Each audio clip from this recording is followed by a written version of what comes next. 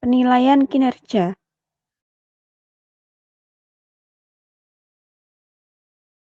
Penilaian kinerja adalah proses penilaian ciri-ciri kepribadian, perilaku kerja, dan hasil kerja seseorang tenaga kerja atau karyawan yang dianggap menunjang untuk kerjanya, yang digunakan sebagai bahan pertimbangan untuk pengambilan keputusan tentang tindakan-tindakan terhadap bidang ketenagakerjaan.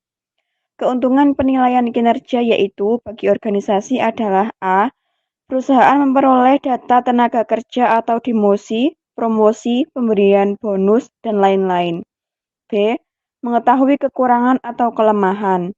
C. Mengetahui tingkatan kinerja karyawan. D. Mendiagnosis masalah organisasi. E. Dapat melihat keabsahan alat seleksi yang digunakan dalam proses penyeleksian. Bagi karyawan yaitu A. Mengetahui kelemahan dan kelebihan yang dimilikinya. B. Sebagai wahana untuk mengembangkan kemampuan untuk karir yang akan datang. Selanjutnya penilaian kinerja yaitu orang-orang yang dapat menilai kinerja atasan, bawahan, teman kerja, diri sendiri, dan customer. Kesalahan penilai atau penimbang adalah A.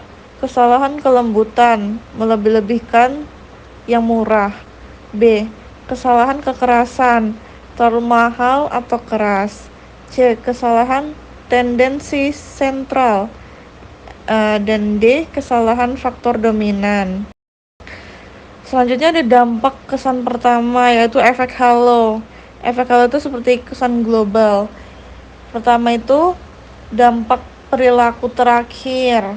Misalnya dampak perilaku itu seperti orang yang good looking mendapat perilaku yang lebih baik dari atasan dan semacamnya. Kedua, dampak hasil penilaian yang lalu. Misalnya pekerjaan yang di awal itu sangat bagus, tapi pekerjaan yang di akhir itu si pekerjaan itu kayak males-malesan. Nah, si bos ini masih menilainya dengan penilaian awal bahwasanya oh di awal dia masih bagus kok. Jadi terlalu denial bahwa di akhirnya si karyawan ini kerjanya tidak bagus gitu. Yang ketiga ada kesalahan egosentris.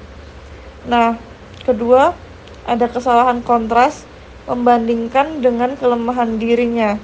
Pertama, kesalahan kesamaan orang yang memiliki sifat.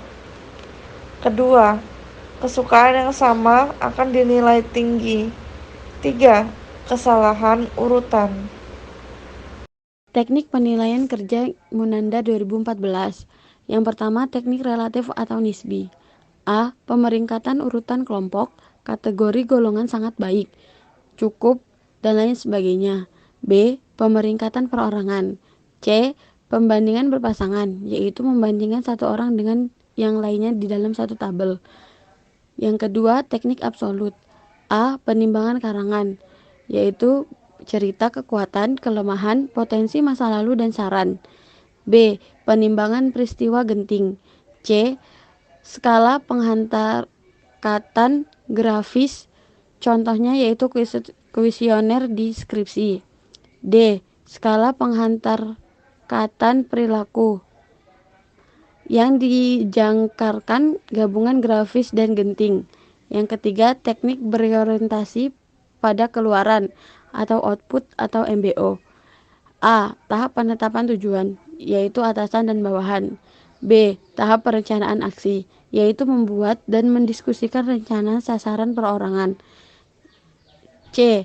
Tahap kendali diri, pengukuran dan pemantauan pelaksanaan pekerjaan. Yang terakhir, D. Tahapan juan, kembali secara periodik, yaitu atasan dan bawahan bersama-sama menilai. Penilaian karyawan mencakup berbagai aspek. Yang pertama, kinerja dalam menjalankan tugas utama atau job desk yang diberikan perusahaan. Yang kedua, keterampilan teknis, yaitu kemampuan karyawan dalam melaksanakan atau mengelola kinerjanya sesuai hasil yang diinginkan oleh perusahaan. Yang ketiga ada kemampuan komunikasi. Komunikasi memiliki dampak yang besar pada penilaian kerja karyawan. Komunikasi yang efektif antara atasan dan bawahan dapat membantu klarifikasi tujuan, memberikan umpan balik konstruktif dan meningkatkan pemahaman tentang ekspektasi pekerjaan. Jika kurangnya komunikasi atau komunikasi yang tidak jelas dapat menyebabkan ketidakpastian, kesalahpahaman yang pada akhirnya mempengaruhi penilaian kinerja. Yang keempat, ada perilaku dan etika. Perilaku dan etika karyawan memiliki dampak yang signifikan pada penilaian kinerja. Atasan sering menilai tidaknya hasil kinerja, tetapi juga bagaimana karyawan mencapai hasil tersebut. Seperti kerjasama tim, inisiatif, tanggung jawab, dan etika kerja yang baik. Ini dapat meningkatkan penilaian kinerjanya. Yang kelima, adanya pengembangan dan kemajuan karyawan. Ini seringkali menjadi faktor yang penting. Evaluasi kinerja tidak hanya mempertimbangkan hasil kerja saat ini, tetapi juga potensi pengembangan dan pertumbuhan karyawan di masa yang akan datang. Karyawan yang menunjukkan komitmen terhadap pengembangan pribadi, belajar terus-menerus, dan menunjukkan peningkatan dalam keterampilan atau tanggung jawab mereka dapat mendapatkan penilaian kinerja yang lebih baik. Perusahaan cenderung menghargai karyawan yang bersedia berkembang dan berkontribusi positif terhadap tujuan jangka panjang perusahaan. Yang keenam, ada inisiatif dan kreativitas. Ini dapat mempengaruhi penilaian kinerja. Karyawan yang menunjukkan inisiatif, kemauan untuk mengambil tanggung jawab tambahan, dan untuk kemampuan berpikir kreatif seringkali dihargai lebih tinggi di dalam penilaian kinerja. Inovasi dan kemampuan untuk memberikan solusi kreatif terhadap masalah dapat meningkatkan produktivitas dan membawa nilai tambah bagi perusahaan. Yang ketujuh, adanya hubungan dengan rekan kerja. Hubungan yang baik antara rekan kerja akan memberikan dampak yang positif pada penilaian kerja karyawan. Yang kedelapan, pengembangan pribadi.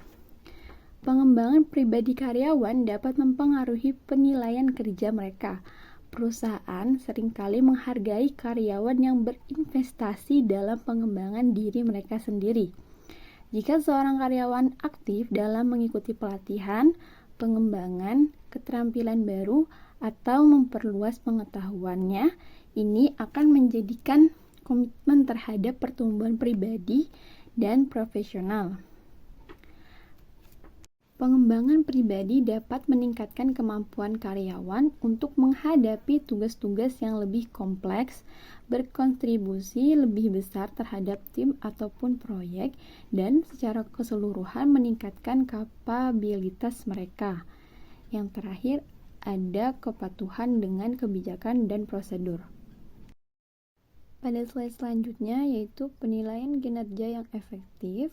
Yang pertama ada ukuran kinerja yang ditentukan dengan tepat dan lengkap. Nah, bentuk perilaku yang dapat diamati dalam ukuran yang cermat dan tepat yang biasanya menjadi ukuran-ukuran keberhasilan dalam pekerjaan adalah ciri kepribadian dalam membentuk sifat seperti prakarsa, kemampuan bekerja sama, dan sebagainya. Kemudian ada perilaku kerja yang mengarah ke prestasi kerja yang lebih tinggi. Dan yang terakhir ada hasil atau prestasi kerja. Yang kedua, standar pekerjaan dapat diterima oleh karyawan. Standar pekerjaan dapat diterima oleh karyawan sebagai standar pekerjaan yang masuk akal atau dapat ia capai dengan upaya tertentu. Standar yang ditetapkan bersama atasan dengan tenaga kerja yang ditimbang dan dilakukan secara berkala pada setiap permulaan periode penimbang karya akan dapat efektif. Yang ketiga, ada atasan langsung dan karyawan itu sendiri melakukan penilaian kinerja. Atasan langsung dari tenaga kerja yang ditimbang dan tenaga kerja sendiri menjadi penimbang. Yang keempat, memberikan umpan balik kepada karyawan. Hasil penilaian kinerja didiskusikan bersama antara atasan langsung dengan tenaga kerja, dan setelah tercapainya kesepakatan hasil diskusi disampaikan ke bagian personalia untuk disahkan dan dilaksanakan. Nah, tenaga kerja juga dimotivasi dengan memberikan ganjaran dan hukuman kepadanya. Yang kelima, adanya tujuan yang ditetapkan dengan jelas. Tujuan keseluruhan perusahaan, tujuan satuan kerjanya, dan harapan atasannya terhadap tenaga kerja harus jelas dan dapat diterima oleh tenaga kerja yang bersangkutan. Terakhir, tenaga kerja memiliki ikatan secara psikologi dengan perusahaan. Tenaga kerja memiliki kontrak psikologis. Dia sadar akan harapan perusahaan terhadap dirinya, dan juga sebaliknya, ia percaya bahwa perusahaan dapat memenuhi kebutuhan dan harapannya.